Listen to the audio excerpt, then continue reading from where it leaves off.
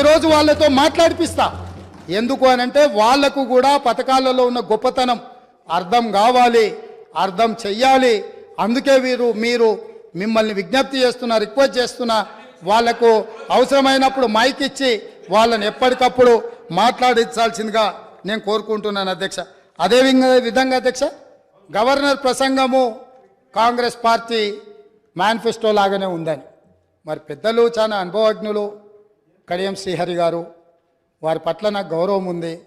ఎప్పుడైనా మీరు ఇంతకాలము మంత్రిగా ఉప ముఖ్యమంత్రిగా పనిచేసినారు, ఏ గవర్నర్ గారి ప్రసంగమైనా మా ప్రభుత్వం యొక్క ప్రణాళిక, మా విధి విధానాలు, మా భవిష్యత్తు ఏదైతే ప్రణాళిక ఉన్నదో ఆ భవిష్యత్తు ప్రణాళికలనే మేము క్యాబినెట్లో చర్చించి మేము భవిష్యత్తులో ప్రజలకి ఏ విధంగా మేము మేలు చేయబోతున్నామో, ఈ ప్రజల బాగు కోసం, అభ్యున్నతి కోసం మేము చేపట్టబోయే చర్యలు ఏమున్నాయో గవర్నర్ ద్వారా మేము ప్రజలకు వివరించదలుచుకున్నాం. గవర్నర్ ప్రసంగం అంటే క్యాబినెట్ ఆమోదం పొందిన ప్రసంగం. కాబట్టి గవర్నర్ గారి ప్రసంగం బల్లగుద్ది చెప్తున్న మా కాంగ్రెస్ పార్టీ మేనిఫెస్టోనే గవర్నర్ గారి ప్రసంగంలో పెట్టినాం. అది మా బాధ్యత. అది అల్లా తప్పగా తయారు చేసింది కాదు. నిబద్ధతతోని నిక్కచ్చితంగా మేమందరం కూర్చొని, ఎవరో ఒక్కరు ఎక్కడనో కూర్చొని ఏదో రాసి ఏదో ఇచ్చి ఏదో చదివించే విధానం కాంగ్రెస్లో లేదు. సమిష్టి నాయకత్వం, సమిష్టి నిర్ణయాలు, సమిష్టిగా పరిపాలన జరుగుతుంది, సామాజిక న్యాయం జరుగుతుంది. అందుకే కాంగ్రెస్ పార్టీ స్పష్టంగా చెప్పింది, 6 గ్యారంటీలతో పాటు 7వ గ్యారంటీ ఇస్తున్నాం. ప్రజాస్వామ్యాన్ని ప్రజలకు అందిస్తాము, ప్రజలకు స్వేచ్ఛనిస్తాం, ప్రజలకు సామాజిక న్యాయాన్ని అందిస్తాం, సమానమైన అభివృద్ధిని తీసుకొస్తామని చెప్పి ప్రజలకు మేము మాట ఇచ్చినాం.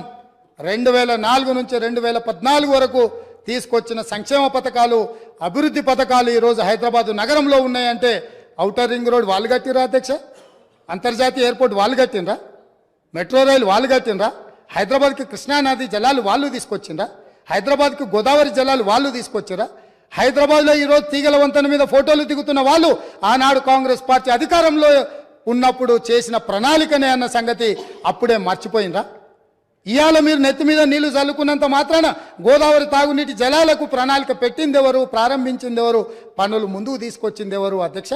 ప్రాణహిత చేవెళ్ల ప్రాజెక్టును ఆనాడు దేవేందర్ గౌడ్ గారు పాదయాత్ర చేసి తెలంగాణ ప్రజలకు ప్రాణహిత చేవెళ్ల ప్రాజెక్టు కావాలి అని అంటే ఒక తెలంగాణ బిడ్డగా దేవేందర్ గౌడ్ గారు కాంగ్రెస్ పార్టీ కాకపోయినా ఆనాటి కాంగ్రెస్ పార్టీ ఈ ప్రాజెక్టు ద్వారా 14 లక్షల ఎకరాలకు 38,400 కోట్ల రూపాయలతోటి నీళ్లు ఇవ్వాలని ఉక్కు సంకల్పంతో డాక్టర్ బాబాసాహెబ్ అంబేద్కర్ ప్రాణహిత చేవెళ్ల ప్రాజెక్టును ప్రారంభించారు.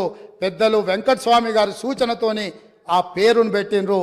పనులు ప్రారంభించి చేవెళ్లలో అర్ధాంతరంగా ఆగిపోయిన పనులకు ఎవరు బాధ్యత తీసుకుంటారని నేను అడుగుతున్నా అధ్యక్ష.